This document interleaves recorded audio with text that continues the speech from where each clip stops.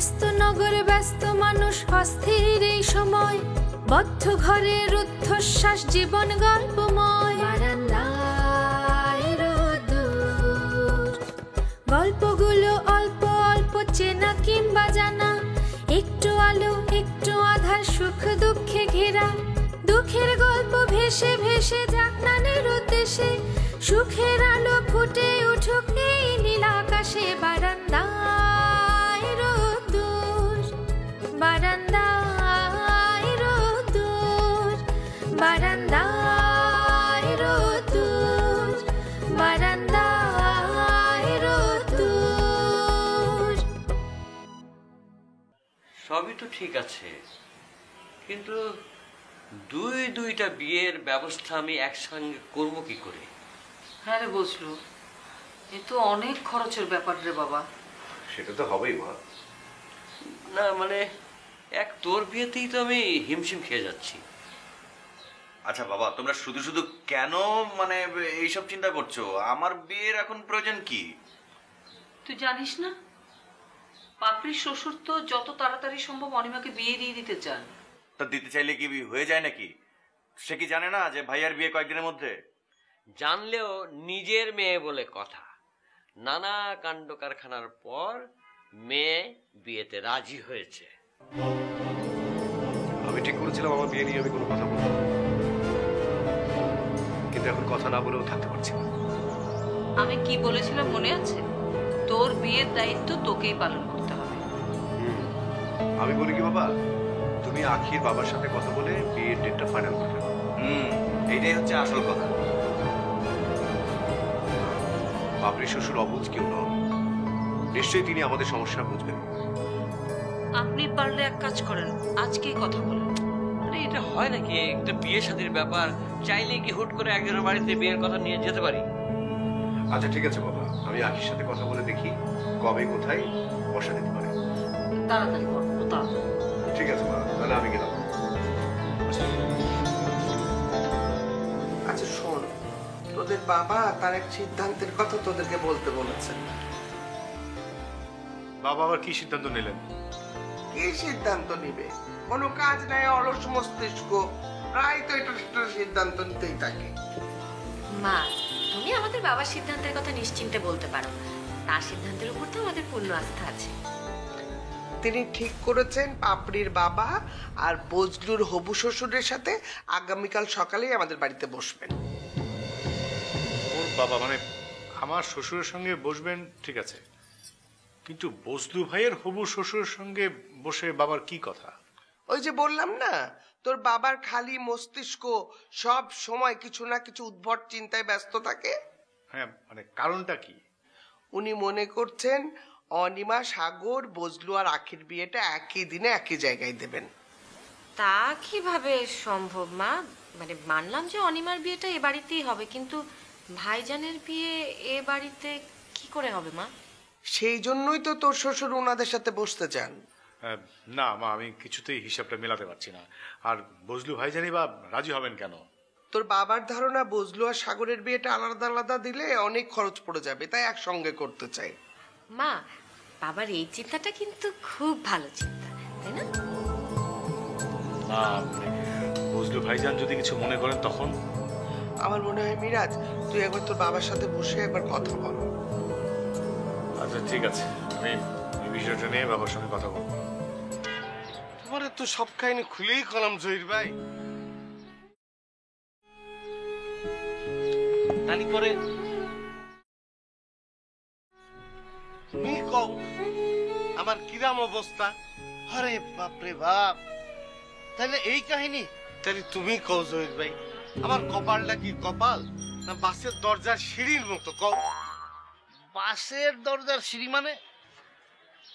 বাসের দরজার সিঁড়ি দেখুনি? মানুষ পাড়ায় পাড়ায় কিরাম ক্ষয়ে ফেলছে, আমার কপালটাও উড়াম ক্ষয়ে গেছে। তুই কি আসলে বিয়ে করতে চাস? জহির ভাই, চিরকুমার সংস্থার সভাপতি যদি বিয়ে করতে পারে, তাহলে আমি কেন পারবো না? তুই না কইলি মামুন ভাই মিশামিশি বিয়ে করতেছে, আসল তো না। আসল হোক আর নকল হোক, বিয়ে তো করতেছে। তাহলে তুমিও একটা নকল বিয়ে করো। তোমারে বারণ করছে কে? না, আমারে কেউ বারণ করেনি, কিন্তু আমি তো আমার নিজের বিয়ের কথা তুলিনি। ঠিক আছে, পরে তুলিস। আগে মামুন ভাইয়ের বিয়ের নাটকটা শেষ হোক, তারপরে তোমার নাটকটা শুরু করো, ঠিক আছে? শোনো জহির ভাই, আমি তোমার সিরিয়াসলি একটা কথা করতে চাই। আমি এইবার সত্যি সত্যি বিয়ে করতে চাই। তোমার এই বিষয়টা আমি সিরিয়াসলি নিলাম। আমার ঘর নাই, বাড়ি নাই, এই কথাটাও যেরাম ঠিক সেরাম আমি একেবারে বিয়ে করার জন্য আঁকু পাকু, এটাও ঠিক।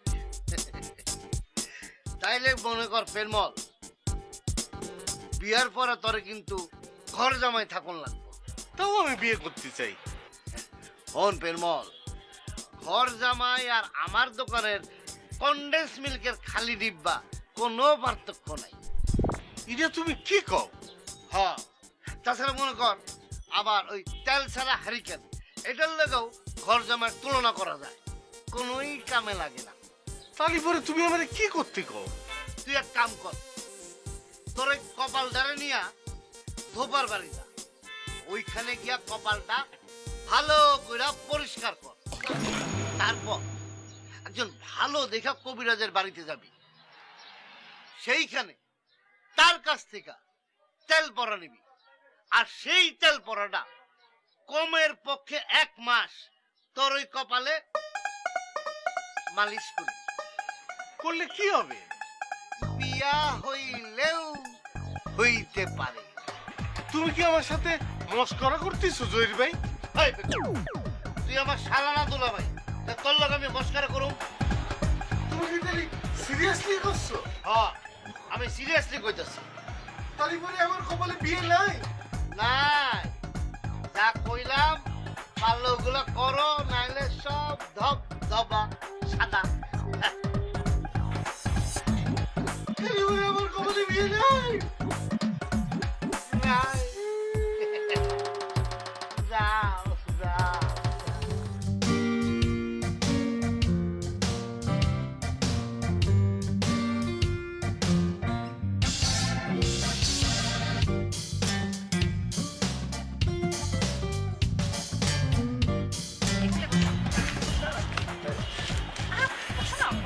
এখানে বসবো কেন? হ্যাঁ, কারণ হচ্ছে এখানে তো ওই মেয়েটা আসবে। না কিন্তু এখানে তো লোকজন, পার্কে বসাটা ঠিক হচ্ছে না। মানে আমরা কোনো রেস্টুরেন্টে বসতে পারতাম না? আরে ভাইয়া, এইসব কথা পার্কে বসে বলাই ভালো। রেস্টুরেন্টে বসে 2 নম্বরে কথা বললে মানুষজন শুনে ফেলবে তো। আর শোনো, মানে এখানে কোনো মানুষজন অন্য কারো কথা শুনে না। 2 নম্বরে মানে? বারে তুমি বর সাজবা নকল, বউ সাজবে নকল, মানে বিয়ে হবে নকল, এসব আলাপ করতে হবে না। আর এইসব তো 2 নম্বর কথাই, তাই না ভাইয়া? দেখ, তোরা কিন্তু আমাকে রীতিমতো অপমান করছিস। আমার কাছ থেকে 5,000 টাকা নিয়ে মানে আমাকে ফুটপাতে বসিয়ে মেয়ে দেখাতে এনেছিস? আরে ধুরো, এসব বাদ দাও তো ভাইয়া। শোনো, আমরা দুজন এখন এখান থেকে চলে যাব। চলে যাবি মানে? তোরা যাবে কি জন্য? বসো তো, বসো বসো। না মানে যাবি কেন? বসো, আমি বুঝাচ্ছি। আমরা এখান থেকে চলে যাব বলেছি, কিন্তু একেবারে চলে যাব তো বলিনি। আমরা একটু আড়ালে থাকবো। আড়ালে থাকবি কেন? যাতে করে তুমি মেয়েটার সঙ্গে খোলাখুলি ভাবে কথা বলতে পারো। খোলাখুলি কথা বলতে হবে কেন? তোরা আগে থেকে মেয়েটাকে সব জানিয়ে রাখিস নে? আরে বাবা, জানিয়ে তো রেখেছি, কিন্তু তোমাদের কিছু পার্সোনাল আলাপ আছে না, সেগুলো তো করতে হবে। আর সেগুলো তো আমাদের সামনে তোমরা খোলাখুলি ভাবে করতে পারবে না। ইয়েস, ডোন্ট ওরি ভাইয়া, তুমি একদম টেনশন করো না, আমরা ধারের কাছেই আছি। তোরা এভাবে আমাকে বিপদের মধ্যে ঠেলে দিবে জানলে আমি জীবনে তোদের হেল্প চাইতাম না। হ্যাঁ শোনো ভাইয়া, মেয়েটার সঙ্গে কিন্তু বুঝে শুনে কথা বলবে, একদম একদম রাগ দেখাবে না, মিষ্টি হয়ে কথা বলবে, হেসে হেসে কথা বলবে। এই তোরা ভাগ তো, ভাগ, যা যা যা। আচ্ছা আচ্ছা, তোরা একটু থাক না আমার সাথে, থাক একটু। ভাইয়া, আমরা যদি এখানে থাকি তাহলে কথা বলবে কি করে? উফ, চল তো, চল আর থাকলে কি হয়?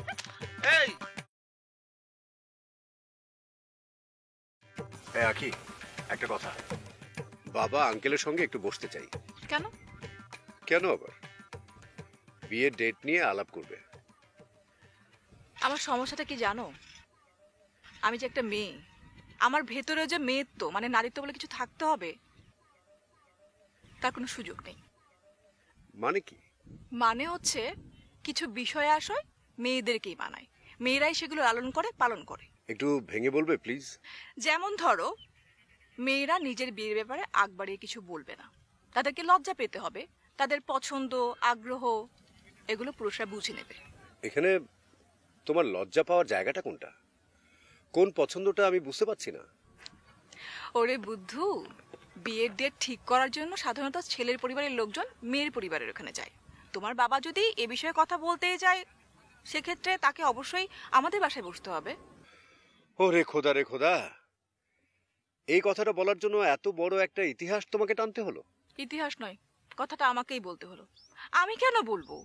আমার মধ্যে কি লজ্জা টজ্জা নেই? আমার মধ্যে কি বাধ্য কিছু থাকতে নেই? তোমাদেরকে মানে নারীদেরকে বুঝতে পারাটা আসলেই খুব কঠিন। এই তোমরা সম অধিকার সমতা নিয়ে আন্দোলন করছো, আবার বিয়ের ব্যাপারে কথা বলতে লজ্জা পাচ্ছ। সেলুকেস, সত্যিই বিচিত্র তোমরা। সম অধিকার মানে তো এই নয় যে আমি আমার নারীত্বকে বিসর্জন দেব। আমি যদি আমার নারীত্বকে ধারণই করতে না পারলাম, তাহলে আমি যে একজন নারী সেটা নিয়ে গর্ব করব কিভাবে বলো? কেন গর্ব করবে না? অবশ্যই তুমি গর্ব করতে পারো। কারণ এই যে আমরা তোমাদেরকে যে মা জাতিকে যে সম্মান করছি, দেখো যে আজকে আমরা এত বছর প্রেম করছি, তোমাকে আমি হয়তো আমার প্রেমিকা স্ত্রী জায়গায় রেখেছি, কিন্তু এর পাশাপাশি কত নারী আমার কলিগ এই সেই নানা ভাবে আমাদের চারিদিকে ছড়িয়ে ছিটিয়ে আছে। কই তাদেরকে তো আমরা নারী হিসেবে দেখছি। কিন্তু তুমি একজন দেখছো, কিন্তু সে বাকিরা তো অন্যভাবে দেখছে।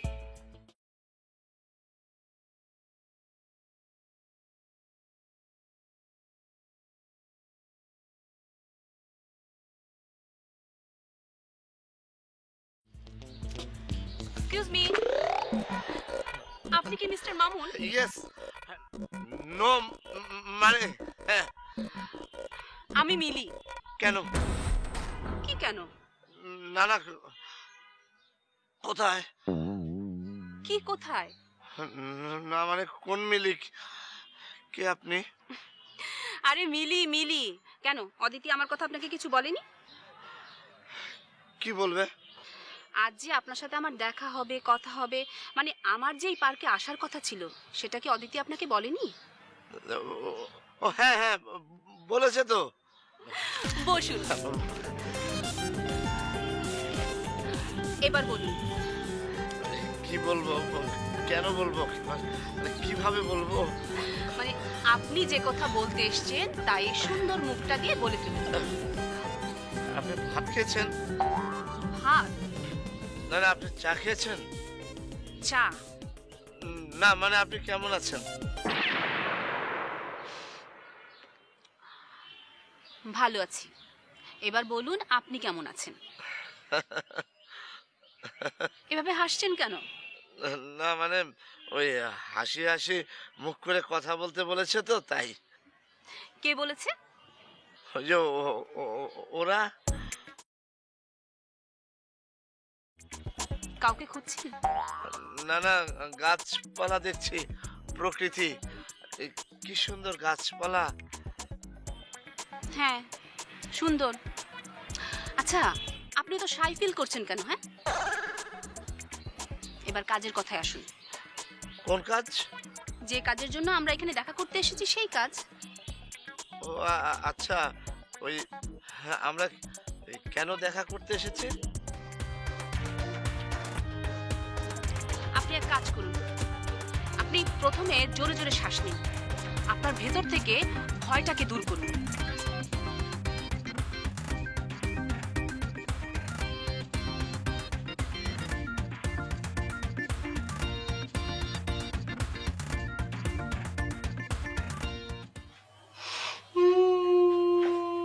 কি ব্যাপার বেরো ভাই, কাঁদছো কেন তুমি?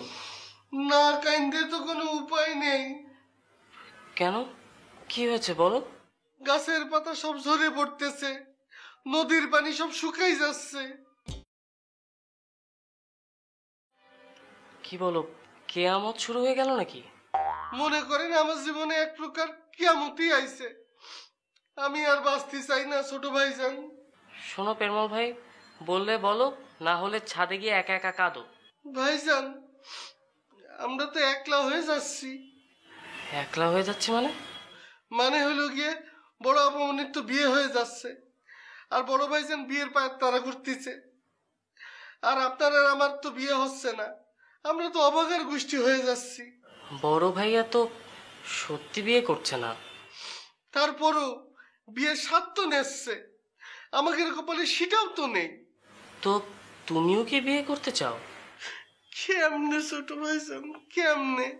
আপনি আছেন না, আপনি থাকতে আমি কিরাম করে বিয়ে করি? দেখো প্রেমল ভাই, তুমি কি আমাকে বিয়ে করতে বলছো? অন্তত আমার কথা ভাইবেই আপনি একটু বিয়েটা করেন। আপনার বিয়ে না হলে পরে তো চাচা জানে আমার বিয়ে দেবে না নে। তাহলে তোমাকে আরো কমপক্ষে 12 বছর অপেক্ষা করতে হবে। ততদিন কি আমি বাঁচবো না ছোট ভাইজান? ততদিন কি আমার অস্তিত্ব থাকবে না? ফুলের বাগান তো খাক হয়ে যাবে না, গাঙের পানি নদীতে গিয়ে শুকাই যাবে না, কোকিল তার ডাক ভুলে যাবে না, ভুমরা পাহাড়ে গিয়ে বাউল হয়ে যাবে না। কাজেই আমার আশা না থেকে তুমি বিয়ে করে ফেলো। এ হয় না ছোট ভাইজান। বড় ভাইজান তো আমাকে সাথে বিট্রে করলো, নিজেই একটা চিরকুমার সংস্থা খুললো, আর তারপরে নিজেই আবার বিয়ে করতেছে। আমরা তো সে স্বাদ গ্রহণ করতে পারছি না। আরে বাবা, ভাইয়া তো বিয়ে না করার জন্য বিয়ে করছে। আপনি তো ঠাস করে একটা দামি কথা কইলেন ভাইজান, বিয়ে না করার জন্য বিয়ে। আমি বলি কি প্রেমল ভাইয়া, তুমি মিছে মিছি একটা বিয়ে করে ফেলো। আপনার এই কথাটাই কিন্তু ছোট ভাইজান মারাত্মক লজিক আছে। ঠিক আছে, তাহলে পরে আমি একটু ভাইবে নি, তারপরে জানাবা নেই।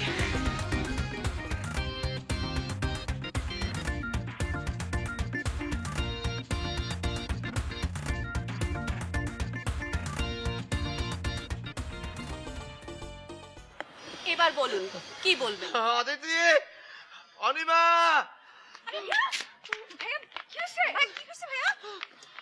উনি তো কোনো কিছুই বলছেন না। মানে আসলে মিলে পড়েছে কি, আমার ভাইয়া আসলে অনেক লাজুক। আসলে উনি এভাবে কোনোদিন কোনো মেয়ের সাথে বসে কথা বলেননি, কোনোদিন কারোর সঙ্গে প্রেমও করেননি। হ্যাঁ, মানে ভাইয়া তো সারাদিন বাসার ভেতরে নানান ধরনের গবেষণা নিয়ে ব্যস্ত থাকে, তাই। ব্যস্ত থাকি। তাহলে তোমরা ওনাকে একা ছেড়ে দিয়ে চলে গেলে কেন? মানে যাতে ভাইয়ার জড়তাটা একটু ভেঙে যায় আর কি, মানে মেয়েদের ব্যাপারগুলো যাতে সহজ হয়ে যায়। আচ্ছা ঠিক আছে, তোমরা যাও, আমি ওনার জড়তা ভেঙে দিচ্ছি, ওনাকে একটু সহজ করে নিচ্ছি। খবরদার অনিমা, অদিতি এখান থেকে যাবি না কিন্তু, 1 পাও নড়বি না। আপনার ভয় পাওয়ার কিছু নেই মিস্টার মামুন, আমাকে ভালো করে দেখুন, আমি ভয়ঙ্কর কিছু নই। না, তারপরে যা বলার ওদের সামনে বলতে হবে। মানে আমি গুছিয়ে কথা বলতে পারি না। আমি হচ্ছে চিরকুমার সংস্থার সভাপতি, ওই মেয়েদের সাথে কথা বলা আমার নিষেধ আছে। কে নিষেধ করেছে? মানে হয়েছে কি মিলাপু, ভাইয়া নিজেই নিজেকে নিষেধ করেছে। হ্যাঁ মিলাপু, সেজন্যই তো ভাইয়াকে মানে আপনাকে মিথ্যে মিথ্যে বিয়ে করতে হচ্ছে আর কি। হ্যাঁ, ওয়েল ঠিক আছে, এখন আলোচনা শুরু হোক। আমি 1 মিনিট হাঁটতে চাই। একদম পালানোর চেষ্টা করবে না ভাইয়া। খবরদার ভাইয়া। না না না, সত্যি সত্যি একটু হাঁটবো। মানে নিজেকে কেমন জড়বস্তু মনে হচ্ছে। মানে হ্যাঁ, তোদের সন্দেহ হলে তোরা আমার সাথে হাঁটতে পারিস, চল আয়। ঠিক আছে, আপনি হাঁটবেন, কিন্তু খুব বেশি দূর যাবেন না, 4 পাশ দিয়ে হাঁটুন।